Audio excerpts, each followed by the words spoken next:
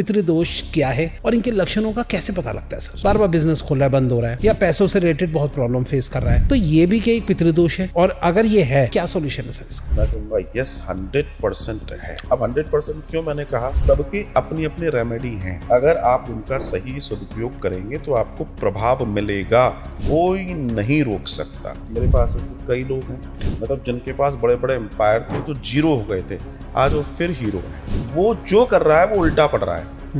इसका मतलब क्या है कि कोई है जो उलट रहा है, जो दिख नहीं रहा। जो अदृश्य शक्ति है वो पितृ है। जो श्राद्ध कर रहे हैं उनको श्राद्ध करना नहीं आता, वो सोच रहे हैं बुलाकर ब्राह्मणों को भोजन करा देना, श्राद्ध है नहीं। थोड़ा सा प्रोसेस बताइए जैसे श्राद्ध का क्या होता है? श्राद्ध के टाइम के लिए कोई स्पेशल भोजन है कि यही भोजन कराना चाहिए तो सही है, या फिर कोई भी भोजन करा सकते हैं? कि जैसे कहा जाता है कि श्राद्ध जो है वो पुत्र ही करते हैं, तो कई बार पुत्री पे भी जो है, अगर कोई लड़की पे भी अगर कोई प्रॉब्लम चल रही है तो क्या वो श्राद्ध से रिलेटेड नहीं हुई है? डाइवोर्स ही होगी अगर लड़की, कोई उसका भाई नहीं है, डाइवोर्स ही हो रखी है, और अब वो चाहती है लाइफ में प्रॉब्लम चल रही है, मेरा पति भी नहीं है नहीं। मेरे पास ऐसे केस हैं। एक अगर पुत्री है, उसकी शादी हो गई है, अब ना ससुराल की तरफ कोई है ना ही मायके की तरफ कोई है, क्या वो भी इस तरीके से श्राद्ध दोनों तरफ के लिए करा सकती है? जैसे कि श्राद्ध का समय आता था ना, तो हमारे घर में और आसपास में ऐसा माहौल हो जाता जैसे बड़ी शांत, बाहर मत निकलो, रात का टाइम है, ये है वो, घबराहट, डर। ये क्या है? क्या ये सब के साथ होना ये ठीक है? लोगों को अपने पितृ दिखते हैं, कई बार स्वप्न में दिख गए, भोजन मांगते हुए दिख गए, है ना? हाँ जी। रोते हुए दिख गए। जाने अनजाने में सर हम अपने ऊपर कैसे पितृदोष चढ़ा लेते हैं? इतना तहस नहस करते हैं पितृ, इतना तहस नहस करते हैं जिसकी आप कल्पना नहीं कर सकते। लेकिन देने पर आते हैं तो वो देते हैं जिसकी आप सोच नहीं सकते। क्या आपको पता है आपकी लाइफ में आने वाली हर एक प्रॉब्लम का सिर्फ एक ही सॉल्यूशन है? जी हाँ, जिसको हम लोग बहुत ही इग्नोर करते हैं। पैसा, लेट शादी, कोई भी दिक्कत हो, ये सब के सिर्फ एक ही प्रॉब्लम है, और वो है पितृदोष। इस पितृदोष से हमें कैसे बचना है? क्या इसका एक राइट सॉल्यूशन है? उसके लिए एक बहुत ही अच्छे गुरुजी आज हमारे यहाँ आए हैं, जिनका नाम है श्री मनुश्री जी, जो कि वृंदावन से सीधा आए हैं हमारे स्टूडियो के अंदर, और वो आज हमें देने वाले एक बहुत ज़बरदस्त नॉलेज और इसका एक ऐसा परमानेंट सॉल्यूशन जो कि आप एक बार करेंगे और ज़िंदगी भर अपने जीवन में सुख पाएंगे। तो जुड़ जाइए इस इंटरेस्टिंग पॉडकास्ट के साथ। सबसे पहले तो भाई साहब चैनल को सब्सक्राइब जरूर कर लो, क्योंकि जितनी ज़्यादा आप चैनल को सब्सक्राइब करेंगे ना, उतना ही बड़ा ये चैनल बन पाएगा और उतने ही अच्छे गेस्ट हमारे स्टूडियो में आएंगे और आपको एक राइट इन्फॉर्मेशन मिल पाएगी। तो जुड़ जाइए इस इंटरेस्टिंग पॉडकास्ट के साथ। वीडियो को अभी से लाइक, कमेंट, शेयर, चैनल को सब्सक्राइब करना भूलेगा मत, और हर बार की तरह नोटिफिकेशन का बेल जरूर ऑन कर लीजिए, ताकि ऐसे interesting the Vikas podcast show के एपिसोड आप लोगों से मिस ना हो जाए। चलिए स्टार्ट करते हैं आज का इंटरेस्टिंग एपिसोड।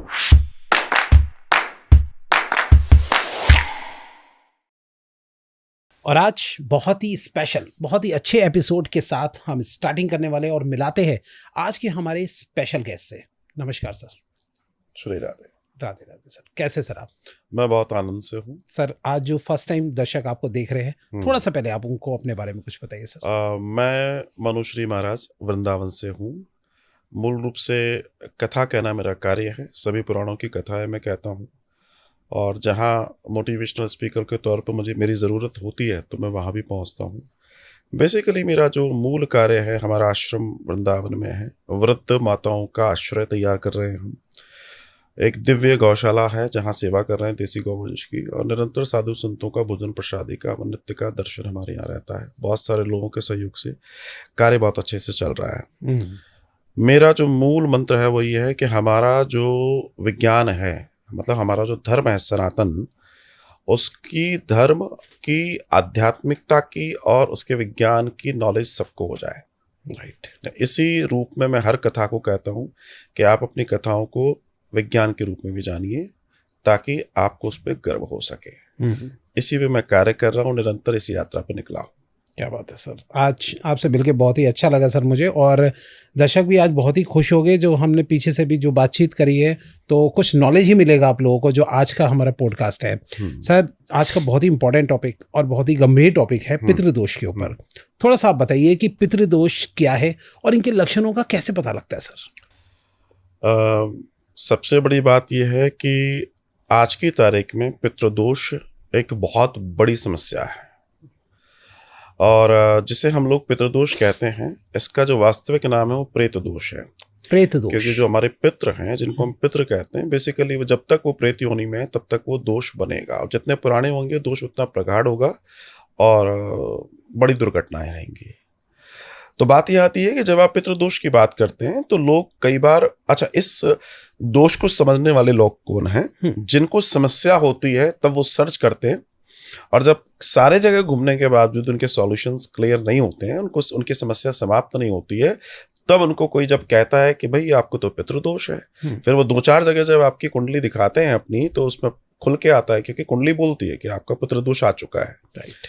तब जाकर फिर वो इस पर बिलीव करते हैं और इसके सॉल्यूशन को ढूंढते हैं, और ज़्यादातर लोग ढूंढते ढूंढते हमारे पास आते हैं, फिर उसके निर्णय दर्शन में हम जाते हैं। आपने एक बहुत अच्छी बात पूछी कि इसके लक्षण क्या है, क्योंकि जब तक किसी चीज़ के सिम्टम्स हमें नहीं मालूम होंगे, हम रेमेडी उसको नहीं दे सकते। हम डॉक्टर के यहाँ भी जाते हैं, वो सबसे पहले पूछता है हाँ भाई क्या हो रहा है, फिर वो बताता है, वो टेस्ट कराता है और सारी चीज़ें निकल के आती हैं। बात है कि जब भी आपको पितृदोष होगा, अब ये जो आपने प्रश्न किया इसका उत्तर बहुत महत्वपूर्ण है, बस लोग ये समझ लें तो उनको समझ में आ जाएगा कि उनकी बात हो रही है। मेरे पास कई बार लोग बोलते हैं आपका पॉडकास्ट देखा था, ऐसा लग रहा था आप हमारे बारे में बोल रहे हैं। अच्छा, तो अब हम वही बात करने जा रहे हैं। तो सबसे पहली चीज़ ये है, आपके जीवन में आपको लगता है कि सब कुछ होने के बावजूद भी मुझे जहाँ होना चाहिए मैं वहाँ नहीं हूँ। पहली बात। ओके।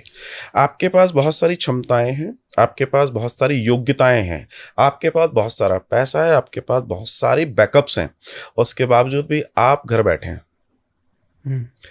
आपकी एज हो गई है लेकिन विवाह नहीं हो रहे हैं, विवाह हो गए हैं तो संतान के लिए दिक्कत है, ये सब हो गया है तो आपस में जबरदस्त कलह है। ये एक बहुत बड़ा कारण है कि पितृदोष।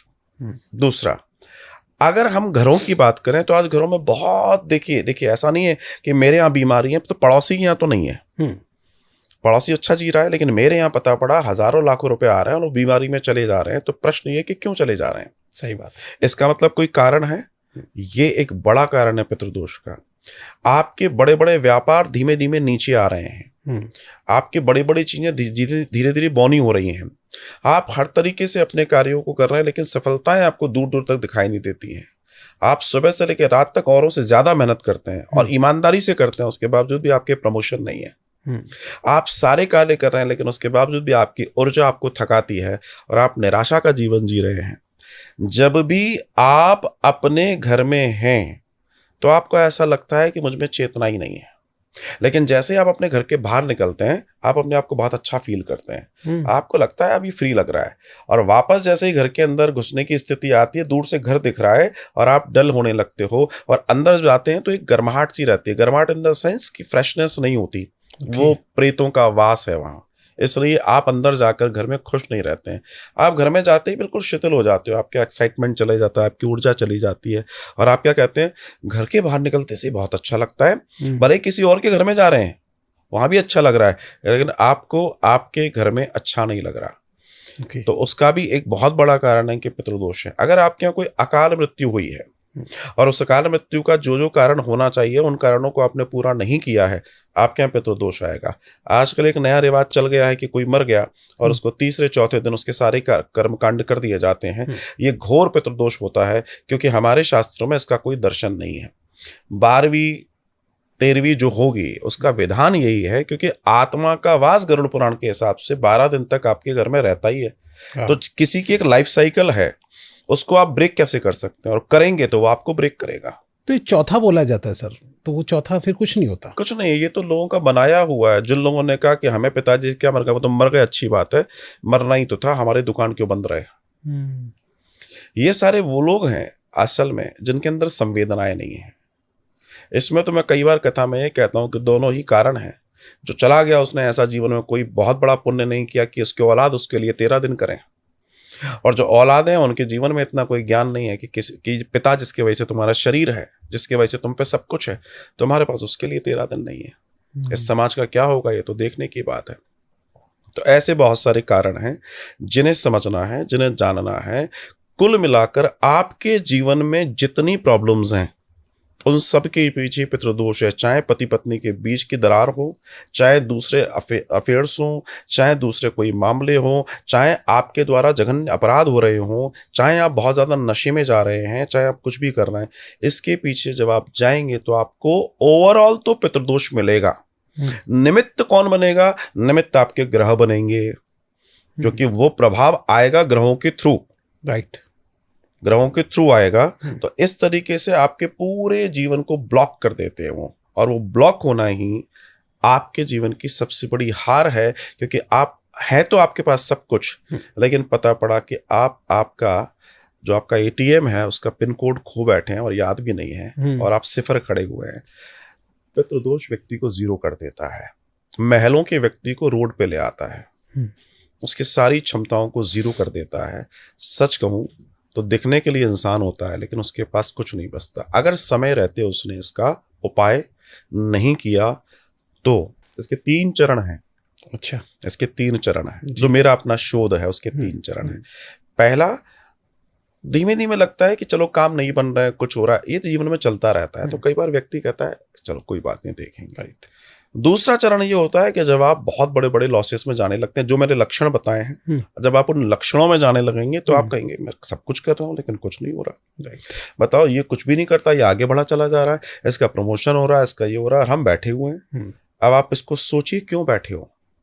तीसरा, जब ये अपनी युवानी में आता है, प्रचंड वेग में आता है, तब ये आपके घर में आत्महत्याएं, अकाल मृत्यु और आपके सारे ऐश्वर्य को जीरो कर देता है। मतलब आप कभी कुबेर थे और आज कहीं प्यून हो सकते हो। ये है पितृदोष। बाप रे, सुन के ही मैं थोड़ा सा वो हो रहा हूँ कि इतने सारे दोष होते हैं।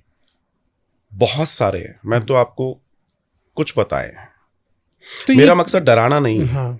मेरा मकसद है यथार्थ जाने हम, क्योंकि हम किसी फोर फादर्स की जनरेशन हैं, तो उनके प्रति हमारा जो कर्तव्य है, अगर हम उसका निर्वाह नहीं करेंगे तो प्रभाव तो आएगा। जाने अनजाने में सर हम अपने ऊपर कैसे पितृदोष चढ़ा लेते हैं?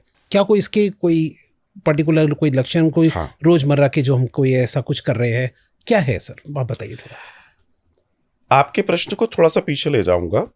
आज से 30, 40, 50 साल पीछे जाइए तो आपको पितृदोष जैसी ज्यादा चीजें नहीं मिलती थी, ना ऐसी घटनाएं मिलती थी, ना आपको कालसर्प दोष सुनने में आता था। कालसर्प दोष एक प्राइमरी स्टेज है पितृदोष की। अच्छा, वो प्राइमरी भी इसी से रिलेटेड है? हाँ, बिल्कुल बिल्कुल।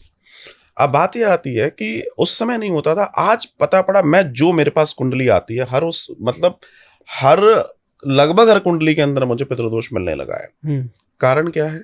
कारण समझिएगा कि पहले हम लोग ग्रामीण परिवेश में थे, अपने अपने नगरों में थे, मतलब जहां हमारे फोर फादर्स थे हम वहीं थे।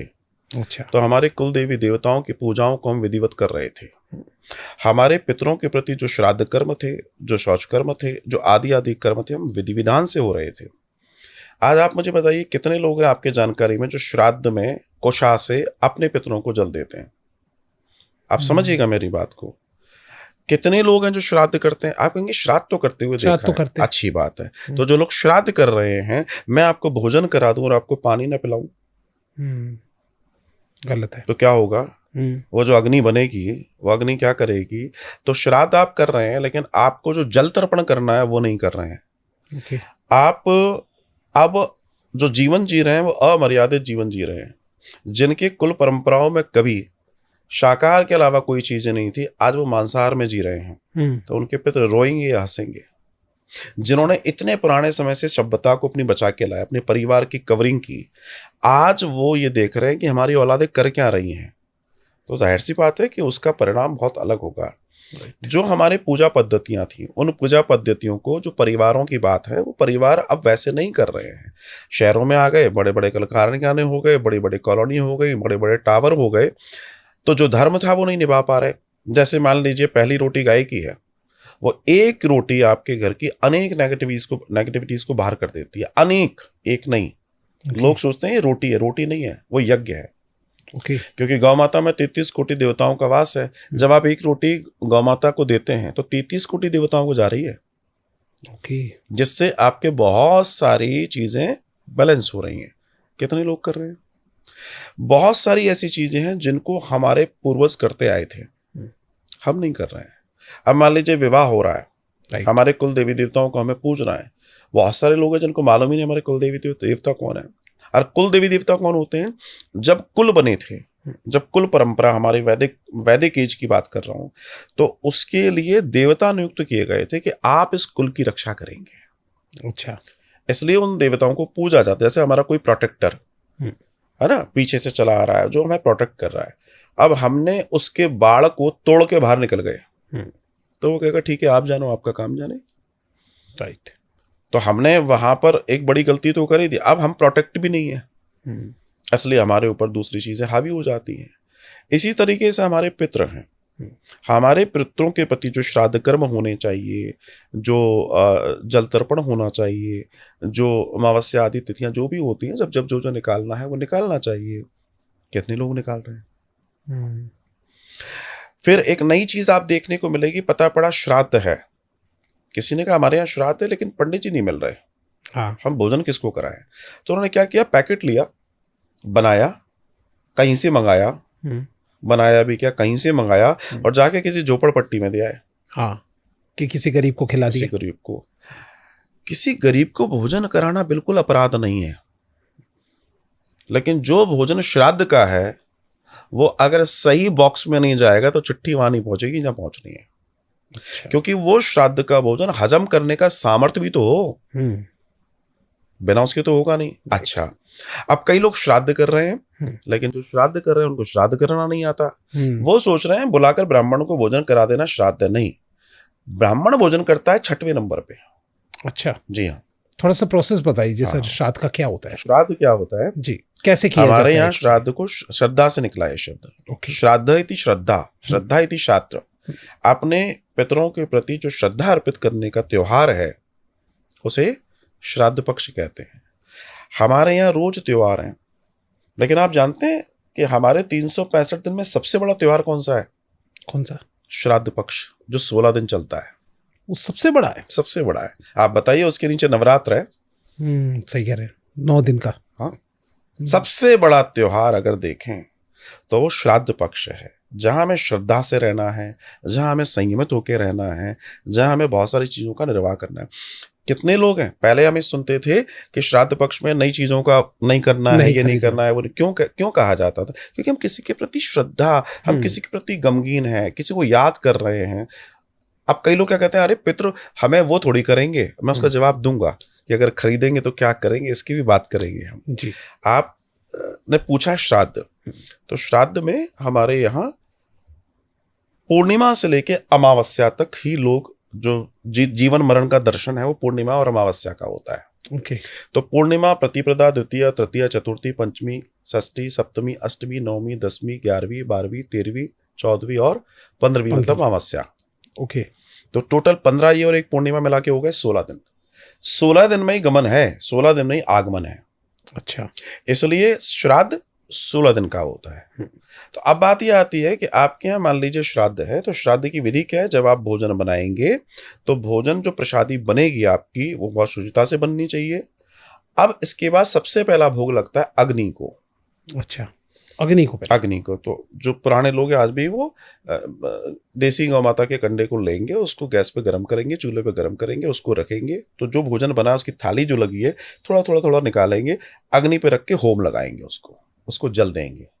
तो पहला भोग अग्नि लेता है, अग्नि से जाता है देवताओं को। देवताओं का भोजन अग्नि के द्वारा जाता है, इसलिए हमारे यहाँ अग्नि पूजनीय है।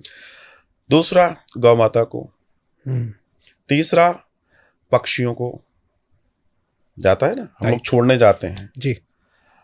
चौथा चींटियों को, चींटियों को, हाँ पिपली बोलते हैं उसको, तो उसको कहीं छोड़ दिया जाता है। ओके। और पांचवा श्वान को, कुत्ते को भी जाता है, कुत्ते को भी जाता है। और उसके बाद किसी को जाएगा, जैसे कौवे को हमने दे दिया सबको, उसके बाद जो आने वाले हैं ब्राह्मण देवता, ब्राह्मण देवता।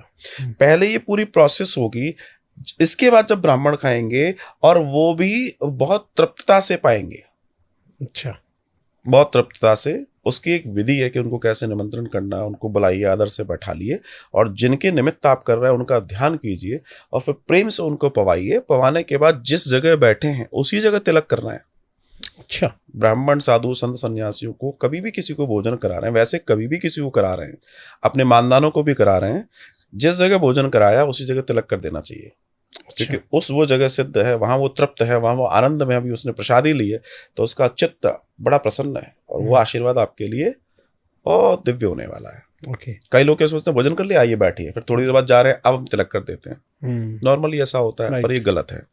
अच्छा, तो श्राद्ध की ये प्रक्रिया है और साथ ही साथ जल तर्पण होना चाहिए, अच्छा, जो कुशा से होता है।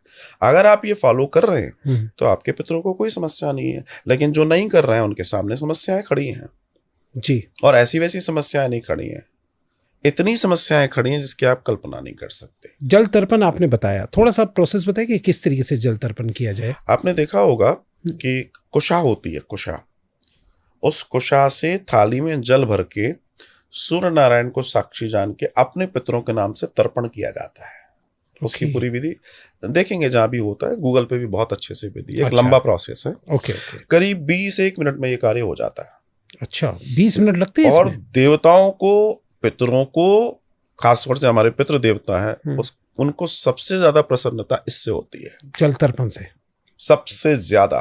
तो आई थिंक आजकल लोग बहुत इग्नोर कर रहे हैं इन चीजों को। तो आपने पूछा ना क्यों हो रहा है ये सब कुछ, क्यों पितृदोष आ रहा है, इसलिए आ रहा है। फिर अब और दूसरी चीजें हैं, घर में अशुचिता बढ़ गई है, शुद्धता नहीं है, सब अशुचित हो गया है। उस अशुचित वातावरण के अंदर जो भोजन पक रहा है, जो चीजें हो रही हैं, उनका प्रभाव हमारे जीवन पे है। तो जब कोई चीज शुचित है तो वहां शुचित वैल्यूज इकट्ठी होंगी, और जब अशुचित है तो वह अशुचित होंगी। तो घर में जब डिस्टरबेंस होगा, गंदगी से भरी होगी, प्रेतों को आकर्षित करेगी। तो जो वायुमंडल में प्रेत घूम रहे हैं वो आपके यहाँ आकर आराम से रहना शुरू कर देंगे। जिनके कमरे अस्त व्यस्त हैं, जो नीट एंड क्लीन नहीं रखते हैं, जिनके घर गंदे रहते हैं, जिनके वॉशरूम्स गंदे रहते हैं, जिनके डिंगी हाउसेस हैं, जिनके यहाँ जाले लग रहे हैं, जिनके यहाँ वेंटिलेशन नहीं है, जिनके यहाँ जूते चप्पल ऐसे पड़े रहते हैं, ऐसी बहुत सारी जो चीजें हैं जो अस्त व्यस्तता से जुड़ी हुई हैं। अच्छा। जो ड्रेसअप होके नहीं रहते हैं, अच्छा, वो भी, यस, जो ड्रेसअप होकर नहीं रहते हैं, जो मलिनता से जीवन जी रहे हैं, जो आलस्यता से जीवन जी रहे हैं, जिनके घरों में भोजन बासा बहुत ज्यादा रखा रहता है, अच्छा, प्रेत फ्री में आएंगे, क्योंकि उनके लिए अनुकूल माहौल है। जो सराउंडिंग्स वायुमंडल में घूम रहे हैं, उन्होंने कहा ये तो हमारे जैसी चीजें हो रही है ना, वेलकम, वो आएंगे। तो कई बार ये होता है कि हमारे घर का तो एक ही प्रेत है, लेकिन उसने धीमे धीमे कई सारे प्रेतों का अड्डा बना लिया है और वो कॉलोनी में रहना पसंद करते हैं, क्योंकि वो बहुत दुखी आत्मा होते हैं। सबसे ज्यादा दुखी अगर कोई है तो प्रेत है। अच्छा, तो ये समझना बहुत जरूरी है। बहुत ही आपने इम्पोर्टेंट बात बताई है ये, इस बारे में तो, और हर कोई नोटिस कर ले। सही बात है। आप सिर्फ अपने घर को नीट एंड क्लीन करके बिल्कुल चमन कर दीजिए, सुंदर कर दीजिए, आप देखिएगा आपकी आत्मा ही अच्छी हो जाएगी, आपकी नेगेटिविटी चली जाएगी। एक पॉजिटिवनेस आती है जब घर की पूरी सफाई रहती है। सर, अब अगर जैसे कि मैंने सुना है कि जैसे किसी को बिजनेस में प्रॉब्लम है, बार बार बिजनेस खोल रहा है, बंद हो रहा है, या पैसों से रिलेटेड बहुत प्रॉब्लम फेस कर रहा है, तो ये भी क्या एक पितृदोष है? और अगर ये है तो क्या सॉल्यूशन है सर इसका? देखिए, आज की तारीख में लगभग 95-99% समस्याओं का हल धन कर देता है। ऐसी मान्यता है, हम भी मान लेते हैं, करता है। लेकिन कई जगहों पर हमने देखा है कि धन तो खूब है लेकिन मन रो रहा है। धन तो खूब है लेकिन व्यक्ति 4 साल से बेड पे है, दुनिया का कोई अस्पताल उसको खड़ा नहीं कर पा रहा। 4 नर्स लगे घर पे ही। राइट। पैसा तो है ना, खड़ा कर लो। पैसा है, खड़ा कर लीजिए। राइट। पैसा तो बहुत है, लेकिन समस्या ये कोई किसी की सुन नहीं रहा।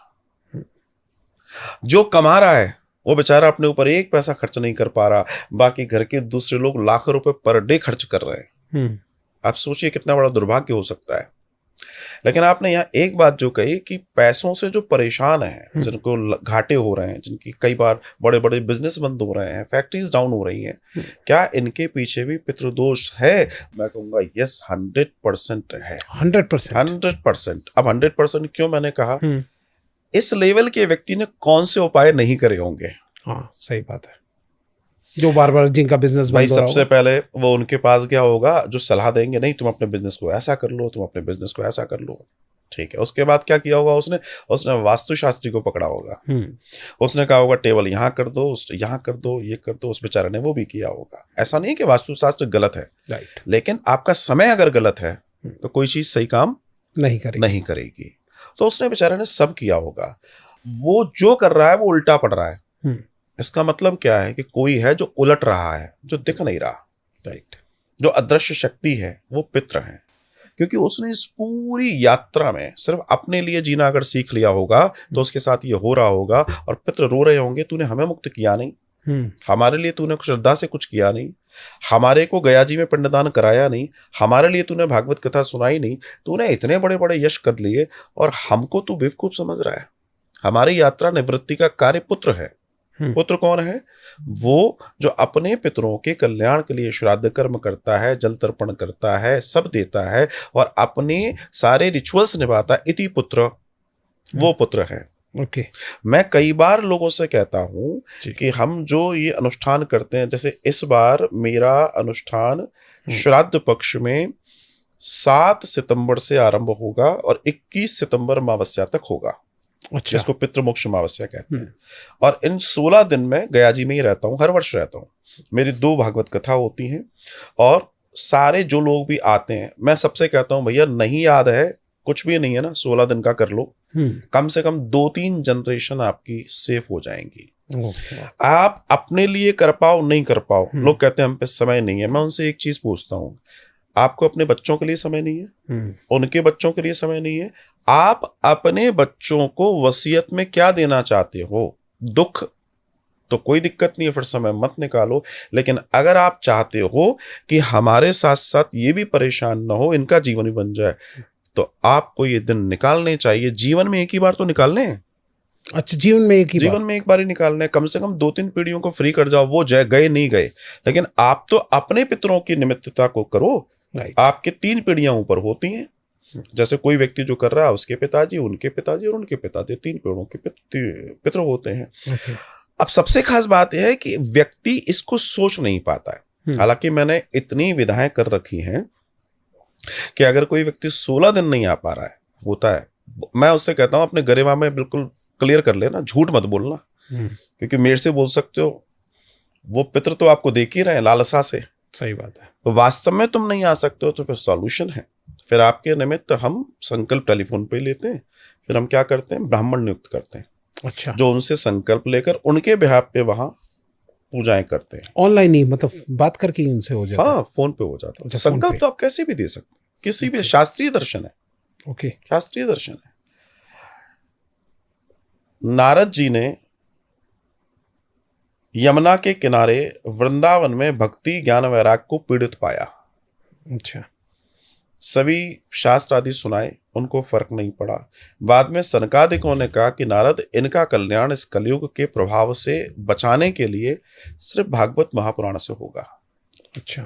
तो उन्होंने कहा क्या करना पड़ेगा? तो उन्होंने आनंद तट हरिद्वार में, बद्रिक में वो मिले, बोला वहां पहुंचो, कथा की तैयारी करो, मैं कथा सुनाऊंगा और बच्चों का कल्याण होगा। अब आप तो सोचिए, जो मरीज है वो कहाँ है? यमुना का तट, वृंदावन, राइट। इलाज कहाँ से चल रहा है? हरिद्वार आनंद तट से। भागवत किसके लिए हो रही है? उन 2 बच्चों के लिए। भक्ति तो ठीक हो चुकी थी। तो ये प्रमाण है हमारे पास कि अगर किसी के नाम संकल्प आदि को आप लेते हैं, करते हैं, तो उसका 100% उसको लाभ मिलता है। वनस्पति कार्य ठीक तरीके से किया जाए। मैं हर मेरे ऑनलाइन क्लाइंट से एक ही बात कहता हूं कि भैया, मैं यहाँ कार्य तो कर रहा हूँ पूरी ईमानदारी से, लेकिन इतने दिनों में आपको भी वो सात्विकता, वो शुद्धता और वो डेडिकेशन, वो डिवोशन रखना है। आप ये मत सोचो कि हमने तो पैसे दे दिए, हम फ्री हो गए। नहीं, ताली दोनों हाथ से बजेगी तब का, और होता है, रिजल्ट आते हैं। अच्छा। तो इन 16 दिनों में कोई नहीं आ पाता है तो उनका संकल्प लेते हैं, उससे कहते हैं लास्ट के 2 दिन आ जाओ, 3 दिन आ जाओ। फिर अच्छा। वापस वो संकल्प उनको लौटाएगा, ओके। फिर वो 2-3 दिन खुद से करेंगे, हो गए 16 दिन पूरे। हम्म। देखिए, करने वाले के लिए तो बहुत रास्ते हैं। जो वास्तव में चाहता है राइट। कि मेरे पितरों को भी सुख मिले और मेरे बच्चों को भी सुख मिले और मुझे भी सुख मिले, सच मानिए ऐसे लोग अब जागरूक हो रहे हैं और वो जुड़ रहे हैं और वो इस कार्य को कर रहे हैं। बड़ी प्रसन्नता होती है कि कम से कम वो इस चीज को समझ पा रहे हैं। आज कई लोगों को कई ऐसे लोग हैं जिनके जीवन में लाभ है। मेरे साथ कई लोग जुड़ते हैं और वो लाभ प्राप्त करते हैं। अब कई बार क्या होता है, अब जैसे हमारे एक कथा आती है भागवतम में कि धुंधकारी के लिए गोकर्ण जी ने पिंडदान कर दिया गया जी में। अच्छा। लेकिन वो जो धुंधकारी था वो प्रेत योनि में चला गया था, उसको मुक्ति नहीं मिली। अच्छा। तो जब गोकर्ण जी से मिला तो गोकर्ण जी से कहता है कि मैं मुक्त नहीं हूं, मैं परेशान हूं और बहुत खतरनाक योनि है, मुझे इससे मुक्त करो। तो उन्होंने सूर्य नारायण से बात की और सूर्य नारायण ने कहा कि इनके लिए आप भागवत कथा सुनाओ। अच्छा। जब गोकर्ण जी ने उनको बैठा के भागवत कथा सुनाई तो 7 दिन की कथा के बाद वो मुक्त हो गए प्रेत योनि से और वो वैकुंठ चले गए। अच्छा। इसलिए मैं वहां कथा भी करता हूं ओके। कि किसी भी सूरत में जो व्यक्ति आया है, किसी भी रूप में उसको परिणाम मिलना ही चाहिए। अब ऐसे बहुत सारे लोग हैं जिनके पास उतने बड़े साधन नहीं है, तो हम उनके लिए भागवत का मूल पाठ करते हैं और मेरे पास ऐसे हजारों उदाहरण हैं, सिर्फ भागवत के मूल पाठ से उनका पितृदोष बिना आए सिर्फ फोन पे संकल्प से दूर हो चुका है। अच्छा। उनके लाइफ में बदलाव है। वो खुद फोन करके बता रहे हैं कि साहब कमाल हो गया। क्यों हो गया? क्योंकि उनके पितृ भी जानते थे इसकी ताकत नहीं है जाने की, वो जानते थे, ये सच बोल रहा है। अच्छा। तो उन्होंने कहा चलो हमारे नाम से, क्योंकि जब आह्वान होगा तो पितरों का भी होगा, वो लिखवाता है हमें ये नाम है, सारी चीजें उनके नाम से। एक ब्राह्मण बैठते हैं 7 दिन चलता है मूल पाठ उसी श्राद्ध पक्ष में, तो परिणाम तो आना ही आना है। देखिए सीधी सी बात है, अगर आपको मर्ज मालूम पड़ गया और उसकी प्रॉपर दवा आपके पास है, परिणाम क्यों नहीं आएगा? सही बात है, आएगा। तो जो लोग आपने कहा पैसा जिनकी प्रॉब्लम्स हैं, सच जानिए अगर वो सिर्फ इस विधि को अपना लें, मेरे पास ऐसे कई लोग हैं जो जीरो हो गए थे, राइट, मतलब जिनके पास बड़े बड़े एम्पायर थे जो जीरो हो गए थे, आज वो फिर हीरो हैं। अच्छा। कोई मेरा चमत्कार नहीं है। उन्होंने अपने पितरों के प्रति अपनी संवेदनाएं व्यक्त की, उन्होंने अपने पितरों को सम्मान दिया, उनके पितरों ने उन्हें आशीर्वाद दिया और उस आशीर्वाद में बड़ी ताकत होती है। ध्यान रखिएगा, ब्रह्मा विष्णु महेश के आशीर्वाद से बड़ा आशीर्वाद आपके पितरों का है, क्योंकि आपके पितृ सबसे नियर बाई देवता है। अच्छा, वो देवता है एक तरीके से, पितृ देवता बोलते हैं ना। कुल देवी देवता और पितृ देवता आपके सबके निकट वाले हैं, ये तो बाद वाले हैं। राइट। तो जब तक ये हमारे घर के अंदर अप्रसन्नता होगी और बाहर हम दुनिया में बहुत अच्छे काम करें तो कैसे काम चलेगा? आप जीरो रहोगे। तो आपके पितृ देवता अगर उनके, और उनसे कुछ मांगा नहीं जाता, सकाम भाव से कभी पूजा नहीं होती पितृ देवताओं की, तो अगर आप ये करते हैं तो निश्चित मानिए लाभ होगा।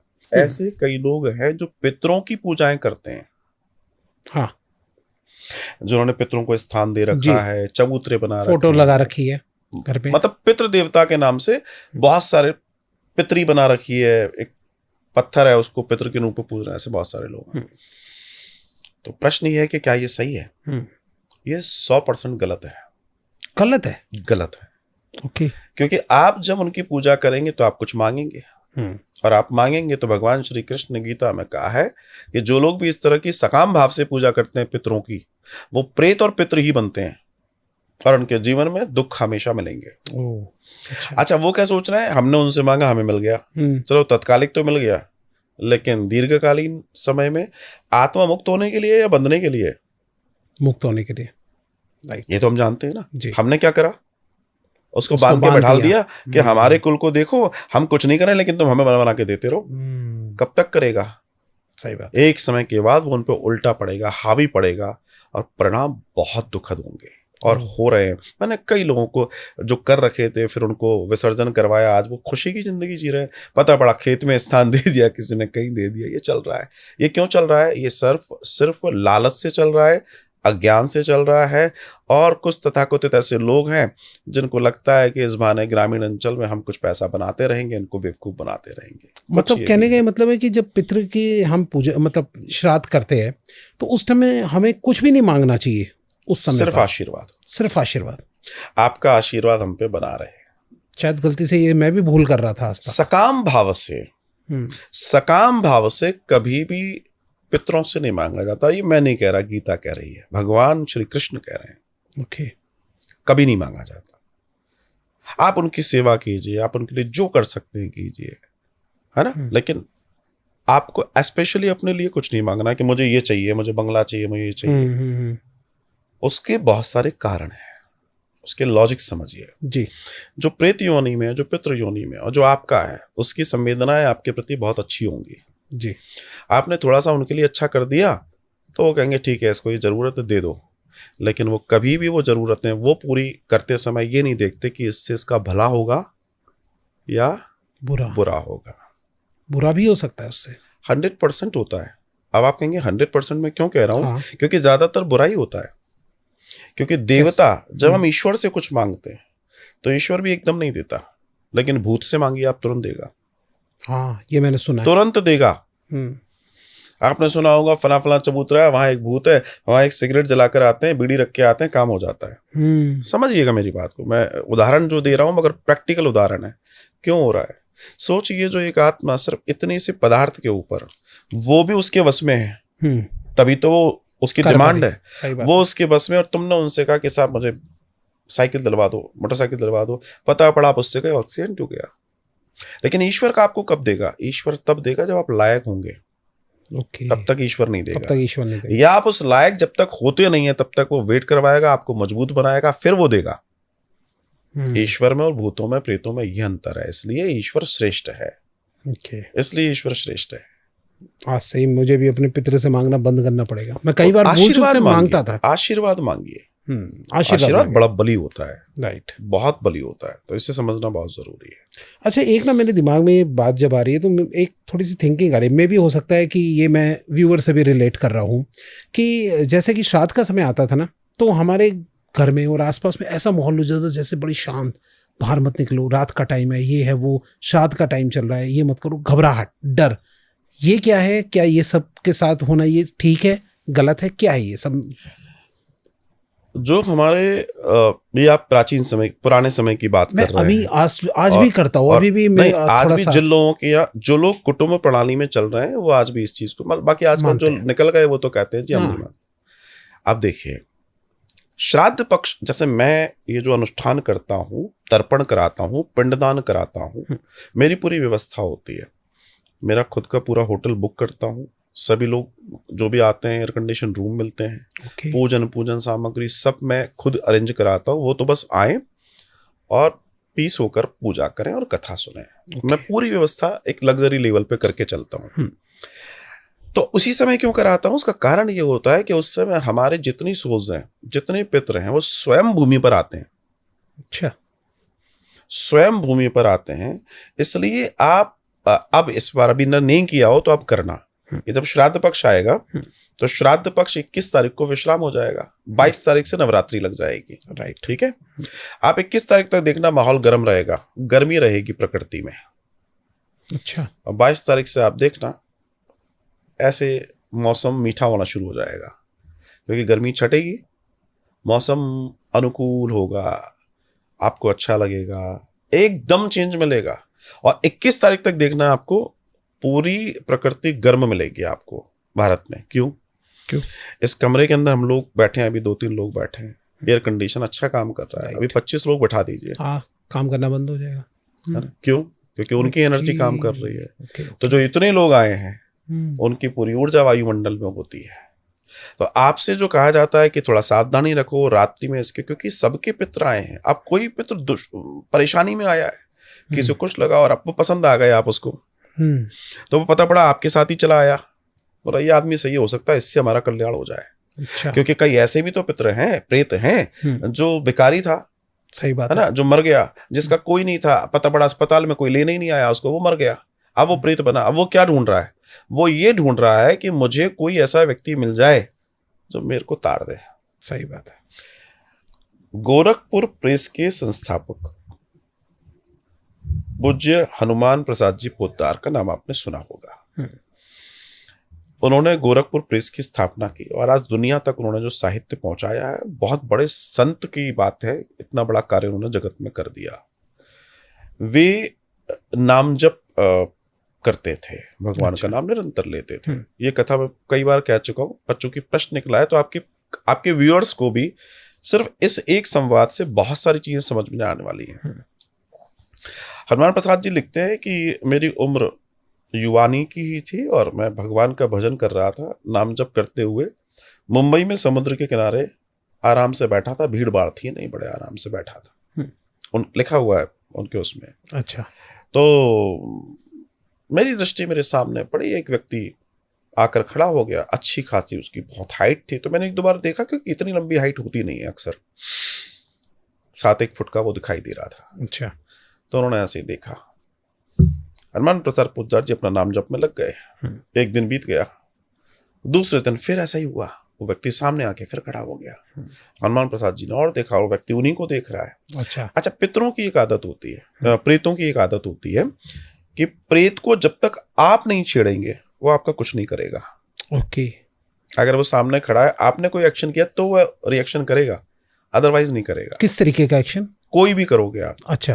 आप उससे पूछना शुरू करोगे तो वो हावी होना शुरू हो जाएगा, या जो भी कुछ होगा।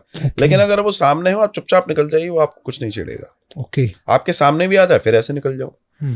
आप कहेंगे मैं ऐसी बातें कर रहा हूँ जैसे रोज होती है, लेकिन प्रैक्टिकल बात है। अच्छा। होता है। ओके। तो होता ही है कि वो सामने आकर खड़ा हो गया। ये तीसरे दिन की घटना जब हुई तो हनुमान प्रसाद जी पूछते हैं, आप कौन है? बस इतना ही तो पूछना था। तो व्यक्ति मुस्कुराया और हनुमान प्रसाद जी को प्रणाम करता है। कहता है मैं अपना परिचय दूं, लेकिन आप मेरा पूरा परिचय सुन पाएंगे? अच्छा। इतना बड़ा भजन करने वाला व्यक्ति, इतना तप था उनका, भगवान से साक्षात्कार जिसका हुआ हो, लेकिन इस बार प्रेत से साक्षात्कार है। अब जब ये सब पूरी घटना हुई तो उसने कहा कि मैं एक प्रेत हूं। हनुमान प्रसाद जी लिखते हैं कि मेरे रोंगटे खड़े हो गए थे। वजन है, ठीक है, लेकिन एकदम सामने कोई ऐसी स्थिति आ जाए। राइट। मैं एक प्रेत हूं और मुझे आपकी मदद की जरूरत है। और वो व्यक्ति हिंदू नहीं था, वो यहूदी था। वो प्रेत यहूदी था। उसने अपना परिचय दिया है, वाकायदा लिखा हुआ है। तो अब हनुमान प्रसाद जी पूछते हैं कि साहब वो सब ठीक है, लेकिन मैं आपका परिचय आपने तो दे दिया, सब ठीक है, लेकिन मैं आपको कैसे जानूं? तो उसने हनुमान प्रसाद जी से संबंधित जो मरे हुए लोग थे उन सब के बारे में बताया। वो भी प्रेत योनि में पड़े हुए हैं, कई सारे आपके जानकार हैं। अच्छा। शरीर से खून निकल रहा है, कभी बहुत बुरी स्थिति होती है प्रेत की। हनुमान प्रसाद जी पड़े उसमें पड़ गए, अब क्या किया जाए? बोलते भाई क्या चाहते हो उससे? बोला मैं इस प्रेत योनि से मुक्त होना चाहता हूं, और आपकी ललाट पे मुझे जो तेज दिख रहा है, मैं इसलिए आकर्षित होकर आपके पास आया हूं, और आप मुझे इस प्रेत योनि से निकाल दीजिए। हनुमान प्रसाद जी कहते हैं कि मैं क्या करूं? बोला वही जो आपके यहाँ होता है वही कीजिए। आप ये मत सोचिए मैं कौन हूं, कहां से हूं। अच्छा। जो आपके यहाँ होता है मुक्ति का साधन वही है, और कहीं नहीं है। भाई हमारे यहाँ मुक्ति की बात है। राइट। जहां कब्रें हैं वहां रेस्ट इन पीस की बात है, रिप की बात है। राइट। आपने देखा होगा आजकल चूंकि अंग्रेजी बोलना और अंग्रेजी समझना दोनों में अंतर है, तो बहुत सारे लोग कोई खत्म हो जाता है तो कई बार आदि पे देखे उन्हें RIP लिख देते हैं। हाँ जी। दुख होता है देख के। अच्छा। इन बेवकूफों को ये नहीं मालूम कि RIP का मतलब क्या है। रिप का मतलब होता है रेस्ट इन पीस, कब्र में पड़े रहो आराम से। अच्छा। और अपने यहाँ क्या है, मुक्ति की बात है, इसलिए ओम शांति की बात है कि मुक्त हो जाओ। दोनों में अंतर है। शांति मतलब आत्मा की शांति, अब कोई आवागमन नहीं, हम ये प्रार्थना करते हैं। क्योंकि रेस्ट इन पीस क्यों बोला जाता है? कि वहां उनकी किताबें कह रही हैं एक दिन तुम वापस जिंदा होगे, कब्रों से उठोगे। राइट। दोनों में अंतर है ना। सही बात है। तो यहां इस चीज को समझना है। बोला नहीं नहीं मुझे तो मुक्त चाहिए, वो कहता है। तो ठीक है, मैं आपके लिए फिर वो सारा कुछ करता हूं। तो हनुमान प्रसाद पूज्यार जी ने उसके नाम से नाम जप कराया, गया जी में उसके नाम से पिंडदान कराया, और गया जी में ही उसके नाम से मूल पाठ कराया श्रीमद् भागवतम का। अच्छा। पर उन्होंने कहा था देखो भैया मैं करा तो दूंगा, लेकिन तुम्हें मुझे ये बताना पड़ेगा कि मैंने जो कराया उसका प्रभाव तुम्हारे लिए आया या नहीं आया। ओके। उन्होंने योग्य व्यक्ति ढूंढा, उससे मूल पाठ कराया ब्राह्मण से, 7 दिन पूरा मूल पाठ चला। उसके बाद उसका हवन आदि इत्यादि हुआ। वो प्रेत वापस उन्हें मिला वहां जो समय उन्होंने निर्धारित किया था। अच्छा। और आकर बोलता है, रो रहा है कि आपने मेरा जीवन सुधार दिया, अब मैं मुक्त हो रहा हूं और मैं सदा सदा के लिए इस प्रेत योनि से मुक्त होकर जा रहा हूं, बहुत बहुत धन्यवाद। ओह, क्या बात है। ये प्रामाणिक बात बता रहा हूं मैं आपसे। मेरे साथ भी ऐसी कई घटनाएं हुई हैं, लेकिन वो घटना छपी नहीं है, इसलिए वो अलग बात है। तो मेरी पर्सनल मैंने देखी है कि कैसे मुक्त होते हैं, कैसे उड़ के चले जाते हैं। अच्छा, देखा आपने? कथा सुनने के बाद ओके। हमने मुक्त होते देखा है, रोते हुए देखा उन लोगों को। हमें खुशी होती है कि चलो हमारे जीवन में सौभाग्य है कि किसी का भला हो रहा है। तो मेरा तात्पर्य यह है कि ये सारी घटनाएं होती हैं बनस्पत की, इनको सही रूप से करा और समझा जाए होता है। सर, ये कब से स्टार्ट हो रहा है आप जो अब करवाने वाले हैं? ये 7 जुलाई से? ये 7 सितंबर से। श्राद्ध पक्ष सीधी सी बात सीधा श्राद्ध पक्ष। मैं ये सारा अनुष्ठान करता हूँ 7 सितंबर से। ठीक है। इस बार 21 तक है। तो जो लोग भी जुड़ना चाहते हैं, आपके माध्यम से ये जो प्रोग्राम देख रहे हैं, उनसे भी कहना चाहता हूँ आप संपर्क कर सकते हैं। जैसा सामर्थ्य वैसा आपको बताया जा सकता है। आपका क्या, आप पोथी पाठ करा सकते हैं, आप 16 दिन आ सकते हैं, आप 3 दिन आ सकते हैं, आप नहीं आ सकते हैं। और अगर आप कराना चाहते हैं तो सच मानिए, अगर आपका भाव अच्छा है, मेरे पास कई लोग फॉरेन से जुड़ते हैं, नहीं आ पाते, लेकिन वहां उनको प्रभाव मिलता है। वो फील करके तीसरे चौथे दिन से बताते हैं, आज मेरे साथ ये घटना हुई। होता क्या है, सिम्टम्स की जो आपने बात की थी जी। एक आपने सुना होगा, लोगों को अपने पितृ दिखते हैं, कई बार स्वप्न में दिख गए, भोजन मांगते हुए दिख गए, है ना? हाँ जी। रोते हुए दिख गए। लोगों को अपने पितृ दिखते हैं, कई बार स्वप्न में दिख गए, भोजन मांगते हुए दिख गए, है ना? हाँ जी। रोते हुए दिख गए। लेकिन इसमें से एक चीज मैं जोड़ते हुए कह रहा हूं कि हर किसी के स्वप्न में नहीं आते। अच्छा। पितृदोष किसके ऊपर हावी होता है? जो सॉफ्ट हार्टेड है, जो सबके लिए करने वाला है, उनकी आशा भी उसी से है।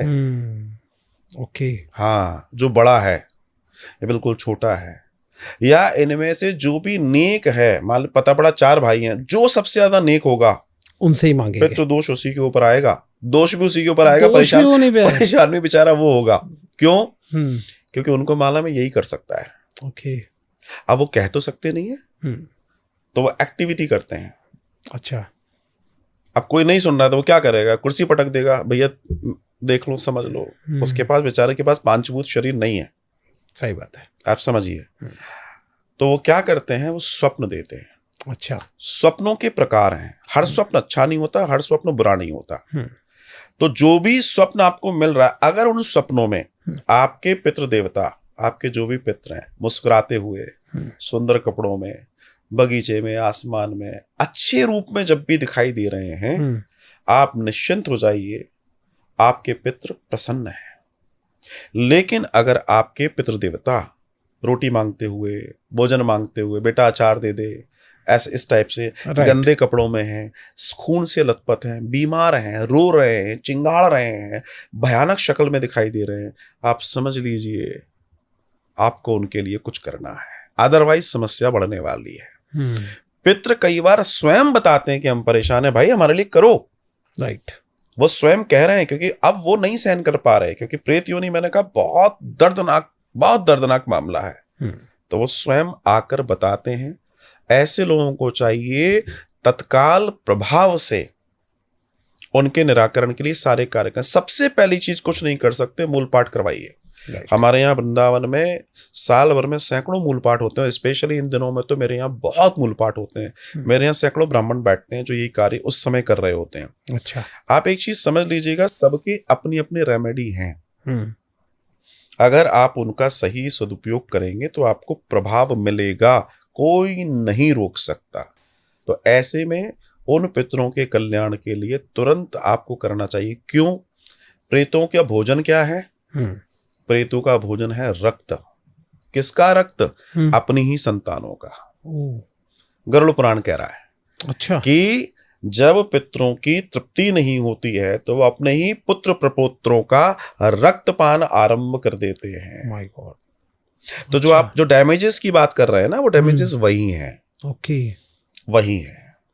जैसे अब किसी की लेट शादी होती है, शादी नहीं हो रही है, ये भी इसी से रिलेटेड हो गया प्रॉब्लम। मैं आपको 100 बातों की बात कहता हूँ, विवाह नहीं हो रहा, बच्चे नहीं हो रहे, आजकल आप देख रहे होंगे खिलौने की तरह डिवोर्स हो रहे हैं। हाँ, बहुत डिवोर्स चल रहे हैं। क्यों चल रहे हैं भैया? तुम तो बड़े बड़े पैसे लेके शादियां कर रहे हो, क्यों डिवोर्स हो जा रहे हैं? राइट। कारण क्या है? क्योंकि मन नहीं मिल रहे।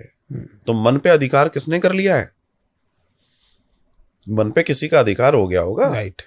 आपने विचार तो यही किया था कि मिल जाएं। अब क्यों विचार बदल रहा है?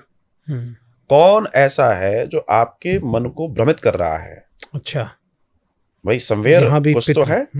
अब जब इसके आप शोध में जाएंगे, जैसे मेरे पास लोग आते हैं तो हम उनसे कहते हैं, कई बार नहीं समझ पाते तो उनकी फिर हम कुंडली विश्लेषण करते हैं। अच्छा, कुंडली बोलती है पितृदोष है कि नहीं है, स्पष्ट लिखा उसमें दर्शन आ जाता है। एक फिर दूसरा चीज ये है कि कुंडली, अब एक और चीज समझिएगा, कई लोग इस बात को समझे, मैं कई बार इस बात को कहता हूं कि पितृदोष के निवारण के बाद आप अपने ग्रहों का भी निवारण करवाएं।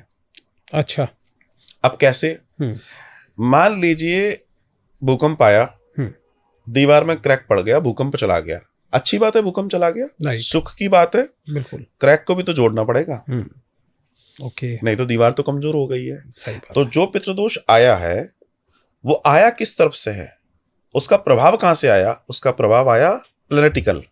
तो हमारे ग्रहों पर वो विपरीत ग्रहों के साथ उसने दोस्ती करी, ग्रहों का प्रभाव हम पे पड़ा।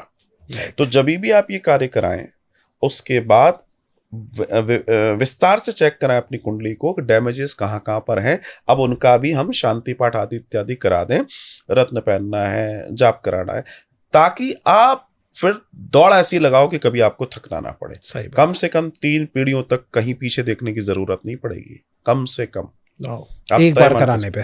कारण समझिए हम लोग कैसे कराते हैं। मैंने आपको बोला 3 पीढ़ियों का होता है। हाँ। तो अभी आप हैं, जैसे सपोज एक व्यक्ति है जिसके पिताजी नहीं है, तो इसका मतलब दादाजी नहीं है और या वो नहीं है, तो वो अपने पिता का भी करेगा, उनके पिता का और उनके पिता का, ऐसे होता है। ओके। तो आज जो व्यक्ति कर रहा है, जाहिर सी बात है इतने जल्दी तो किसी को खत्म होना नहीं है, तो जनरेशन चलेगी ना। सही बात। तो मेरे हिसाब से 20, 25, 30 साल कुछ नहीं होना। लेकिन समय से श्राद्ध करो, समय से तर्पण आदि का वो करो, और चीजों को इतनी शुचिता शुद्धता से करो अपने आचरण के साथ, जो हमारा सनातन का दर्शन है। तय मानिए आपका कोई कुछ नहीं बिगाड़ेगा, बल्कि पितर आपको आशीर्वाद निरंतर देते रहेंगे। बहुत सही बात कही सर आपने। लेकिन एक ना मेरे दिमाग में एक डाउट और आ रहा है कि जैसे कहा जाता है कि श्राद्ध जो है वो पुत्र ही करते हैं, तो कई बार पुत्री पे भी जो है, अगर कोई लड़की पे भी अगर कोई प्रॉब्लम चल रही है, तो क्या वो श्राद्ध से रिलेटेड नहीं हुई है?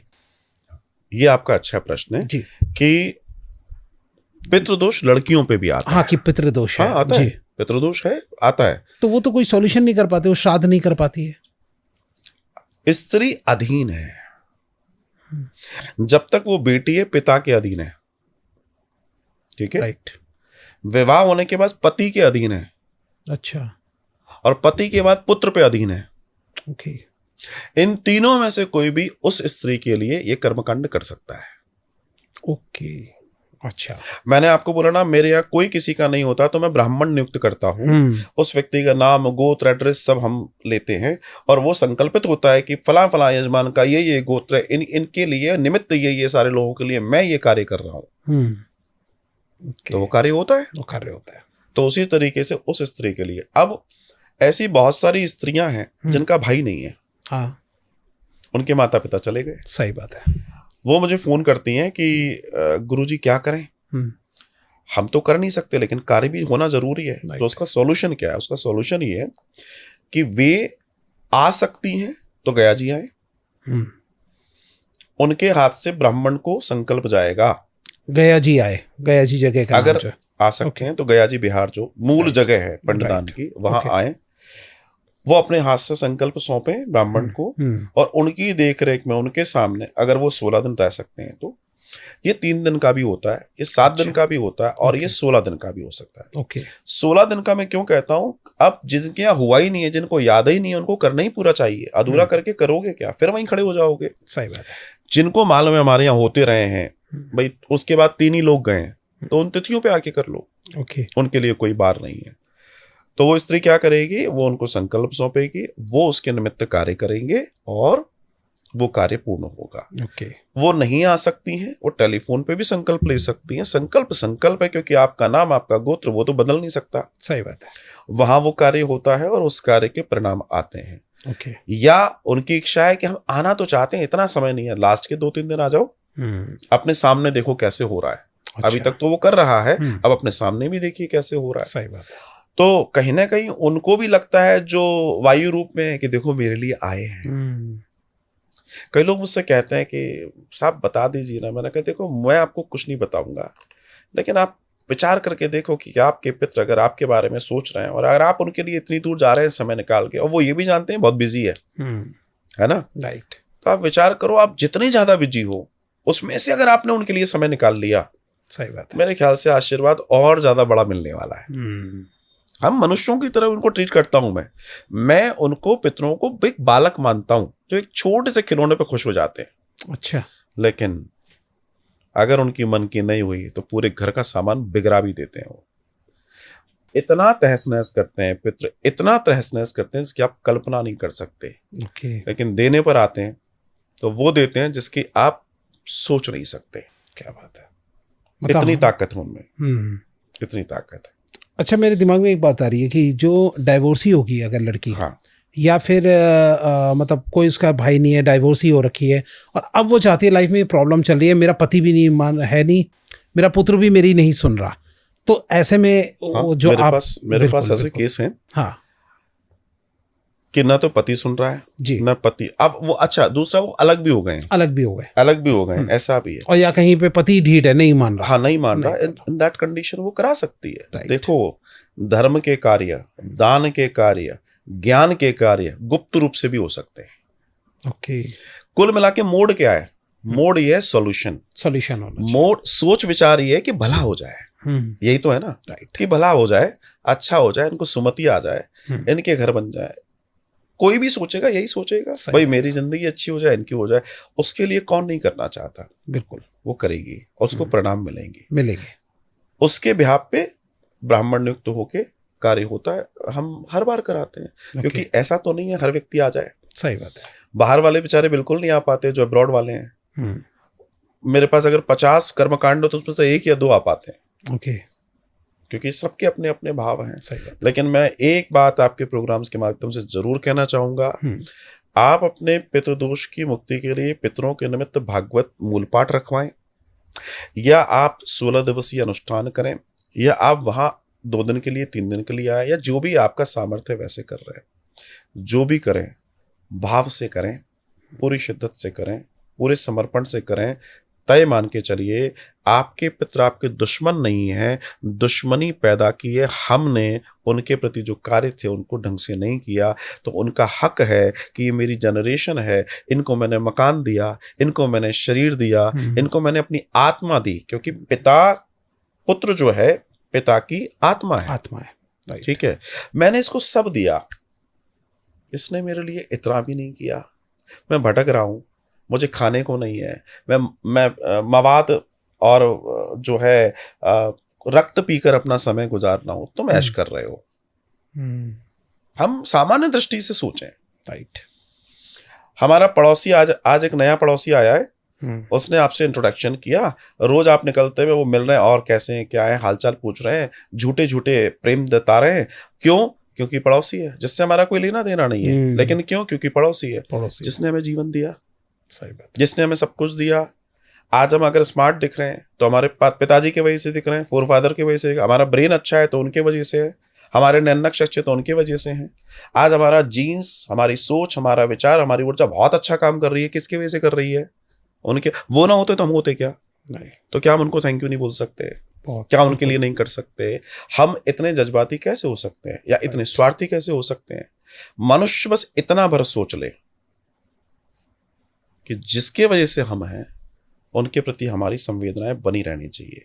और 16 दिन का ये उत्सव, अगर हमने ये 16, अच्छा, इस दुनिया में कौन सा ऐसा पंथ है जो अपने पितरों को नहीं पूजता? चाहे वो मुस्लिम्स हों, यहूदी हों, क्रिश्चियंस हों, बौद्ध हों, दुनिया की और परंपरा में चले जाओ, वो भी साल में कहीं ना कहीं एक समय ऐसा आता है जब वो अपने पितरों के निमित्त त्योहार, अमेरिका में हॉलो बनता है ना, हाँ, हैलोवीन। क्या है वो? अच्छा अच्छा वो अपने अच्छा। पितरों के लिए तो करते हैं, अपने पूर्वजों की याद में हैलोवीन चलता है उनका। अच्छा। कहीं चले जाइए आप, लेकिन हमारे यहाँ का सिस्टम क्या है, क्योंकि हमारे यहाँ मुक्ति की बात है, राइट। तो हमारे पितृ जो जो घूम रहे हैं, विचरण कर रहे हैं, कहते हैं पितृ ज्यादा समय अगर पुराने हो जाएं तो वो पहले सीधे लटके होते हैं, फिर वो उल्टे होना शुरू हो जाते हैं, और जो जैसे जैसे उल्टे होना शुरू होते हैं आपका जीवन भी वो उल्टा उलटना शुरू कर देते हैं।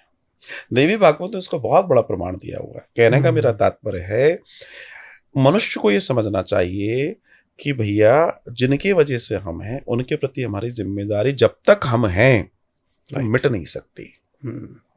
सर, एक चलते चलते मेरा एक आखिरी प्रश्न जो मेरे दिमाग में आ रहा है, एक अगर पुत्री है, उसकी शादी हो गई है, अब ना ससुराल की तरफ कोई है ना ही मायके की तरफ कोई है, क्या वो भी इस तरीके से शादी दोनों तरफ के लिए करा सकती है? बिल्कुल करा सकती है, दोनों तरफ के लिए? बिल्कुल करा सकती है। आप एक चीज समझिए, अब आपके प्रश्न से एक प्रश्न और निकलता है, वो जो आप नहीं बोलेंगे मैं बोलूंगा, क्योंकि आपके लिए वो सब्जेक्ट नहीं है। कोई व्यक्ति इस दुनिया में किसी का भी श्राद्ध करा सकता है। अच्छा, जी हाँ, कोई भी किसी के लिए? बिल्कुल, शास्त्र कहता है एक अनजान व्यक्ति का भी पिंडदान श्राद्ध आप करा सकते हैं, उसकी मुक्ति के लिए। ओके। उसकी मुक्ति के लिए। एक रोड चलते व्यक्ति खत्म हो गया जिसको कोई नहीं जानता, उसकी लाश को ले जाकर आप सारे कार्य करा सकते हैं, उसका पूरा कर्मकांड करा सकते हैं, और इसके लिए हमारे शास्त्रों में करोड़ों गुना पुण्य की चर्चा है। अच्छा। तो अभी तो मैं जो आपको उदाहरण दे रहा हूं वो तो ये जिसको हम नहीं जानते।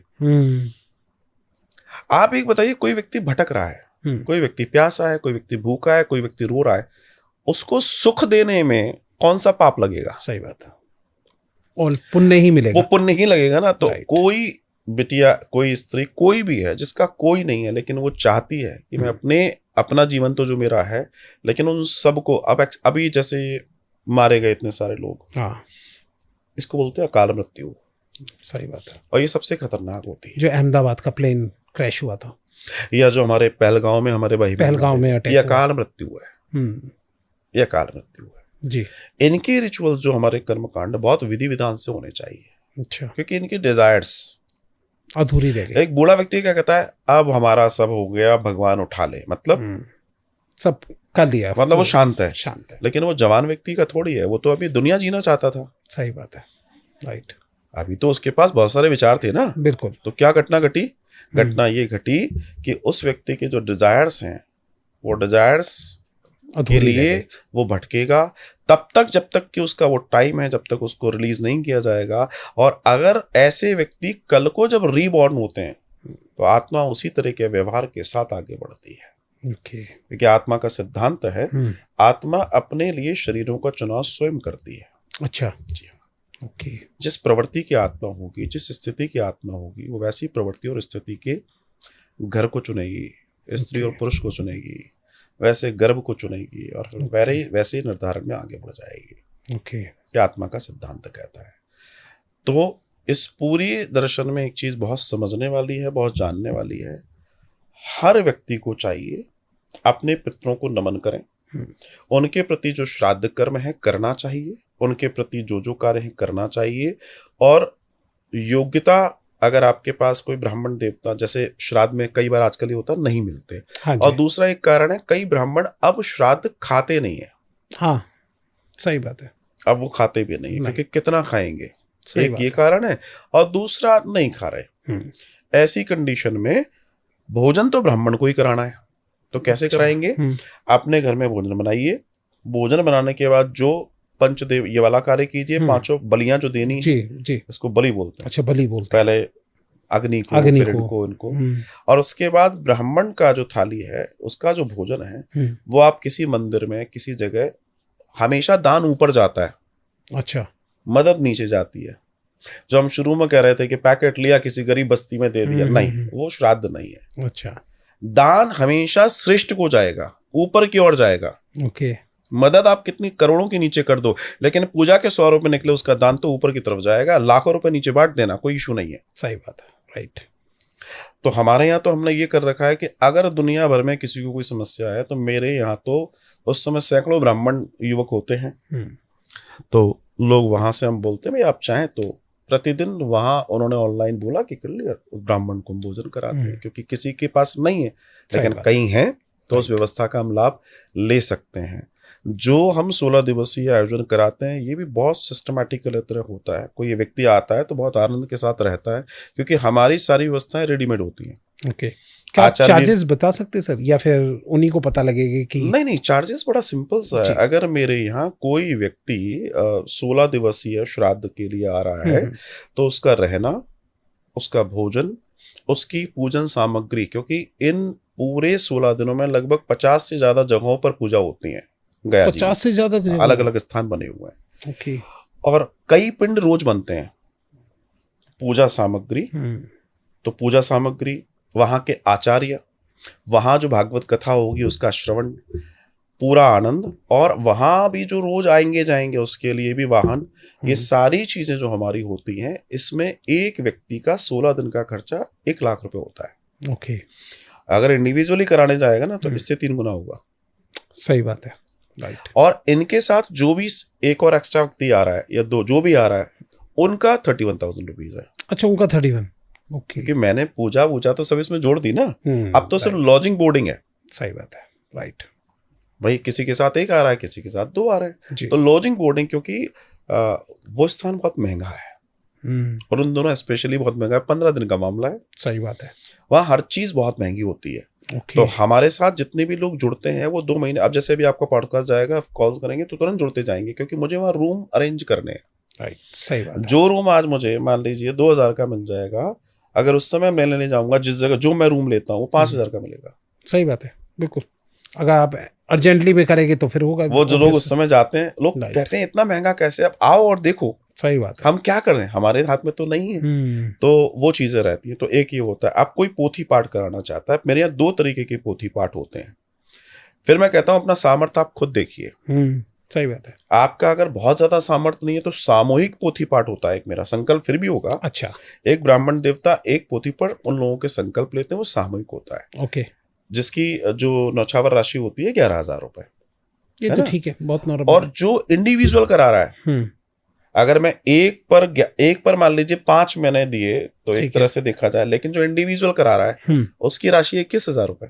अच्छा। अगर देखा जाए तो इस कंपैरेटिवली ये अलग है। हाँ। और उसमें सिर्फ वो ब्राह्मण 7 दिन उन्हीं के लिए मूल पाठ वाचेगा भागवत, उन्हीं के लिए पूजा करेगा। हमारे यहाँ कलश स्थापित होता है जिस पर जो आप नाम होंगे आपके, उसकी पट्टिका लगती है बाकायदा। आपका गोत्र पूरा वीडियो आप सब देख सकते हैं। जो लाइव चलती है मेरी कथा तो उसमें सब दिखता है। राइट, सब दिखता है। आप थोड़े से मुझे क्लिप्स दे दीजिएगा, मैं जरूर यहाँ पे लगा दूंगा दर्शक ताकि देख ले। हाँ, वो मैं आपको दूंगा। तो उससे क्या है, लोगों का भला होता है। सच मानिए आज लोग लाखों रुपए खर्च करके भी वो नहीं पा रहे, सिर्फ अपने पितरों को तर्पण कर दें, अर्पण कर दें। मेरा दावा है उनके जीवन में बदलाव आ जाएगा। और ये सत्य जानिए, आज का सत्य यही है। कितना ही आप भटक लीजिए, आज का परम सत्य यही है। लोग इसे जाने, लोग इसे समझें। हमारी जो ड्यूटीज है। और फिर अंत में एक बात कहूंगा, भगवान राम गए थे ना, ईश्वर को क्या जरूरत पड़ी अपने पिता का पिंडदान तर्पण करने की, क्योंकि उन्होंने भी मनुष्य अवतार लिया था। इसका मतलब जो मनुष्य का धर्म है वो निभाने के लिए मर्यादा पुरुष कह रहा है, मैंने भी तो किया है भाई, तुम कौन। सही बात है। फिर वो ये भी कह रहा है कि मेरे यहाँ तो सरयू जी बहती हैं, बीच में गंगा जी भी पड़ती हैं, मैं क्यों गया वहां तक, क्योंकि वो स्थान चयनित है। ओके। वो वहीं होता है और कहीं नहीं होता है।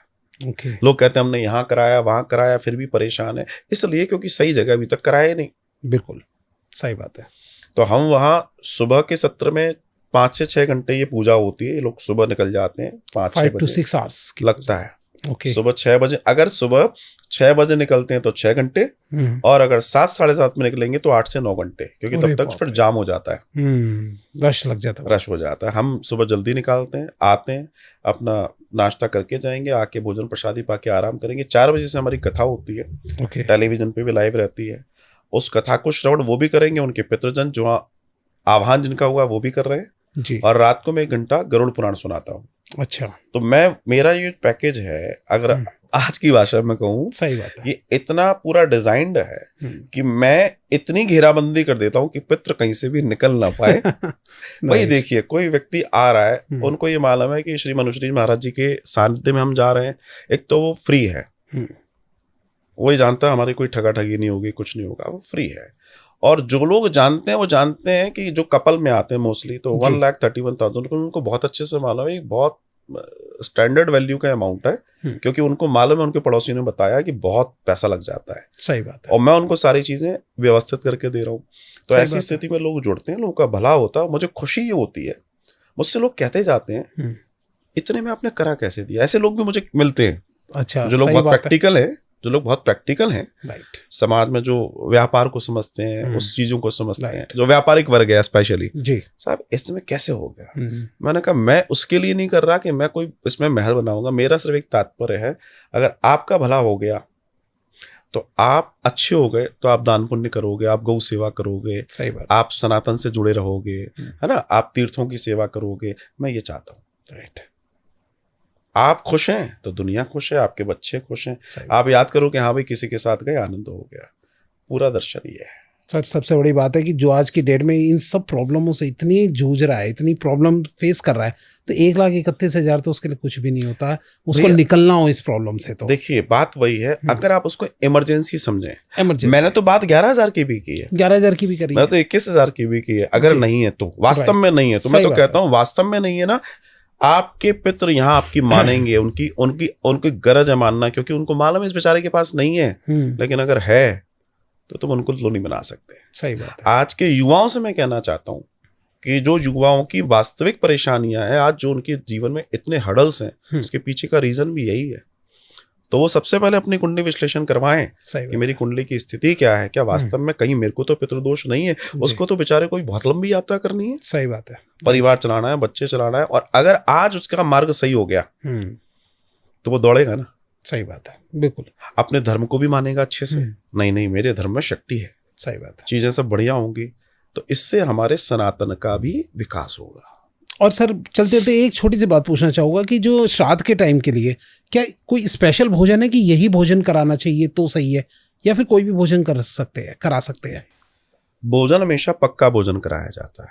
अच्छा, पहली चीज ध्यान रखना, पक्का भोजन। अच्छा, जैसे पूड़ी तला हुआ भोजन हो गया, इसको बोलते हैं पक्का भोजन। रोटी कच्चा भोजन होता है, रोटी कच्चा भोजन, रोटी को कच्चा भोजन बोला जाता है।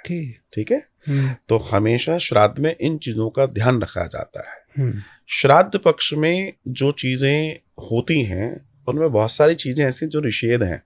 अच्छा, कई सारी चीजें निषेध होती हैं जिनका उपयोग नहीं होता है, तामसिक चीजों का उपयोग नहीं होता है। हमें भी उस समय तामसिक चीजों का सेवन नहीं करना होता है।